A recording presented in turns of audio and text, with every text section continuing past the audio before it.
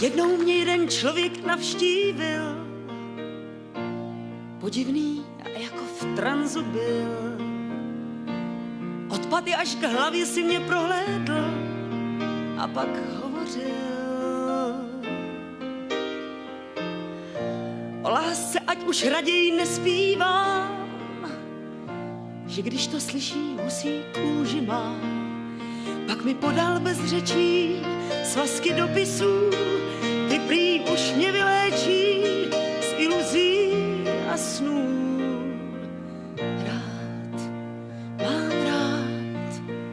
Mám tě rád, moc rád, mám tě rád, moc rád. Krásná skládanka slov, kterou každý musí znát. Mám tě rád, moc rád.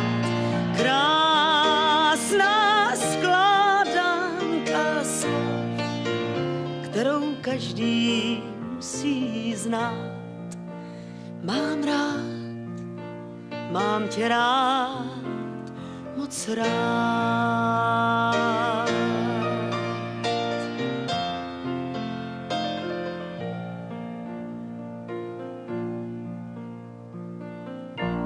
Začala jsem zašlé řádky číst, v prvních bylo mnoho něžných míst, v posledních ta krásná vyznání přešla v nenávist.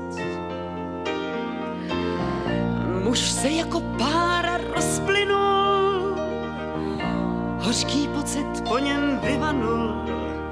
O čem jiném zpívat mám, než o tom, co znám, co mě v noci probouzí a s čím usínám. Mám tě rád, moc rád. Mám tě rád, moc rád. Krásná skládanka slov, kterou každý musí znát. Mám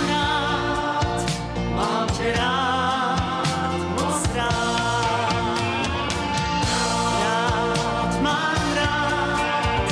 Mám tě rád, moc rád.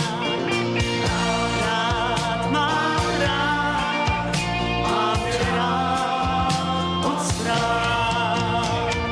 Krásná skládanka slov, kterou každý musí znát. Mám tě rád.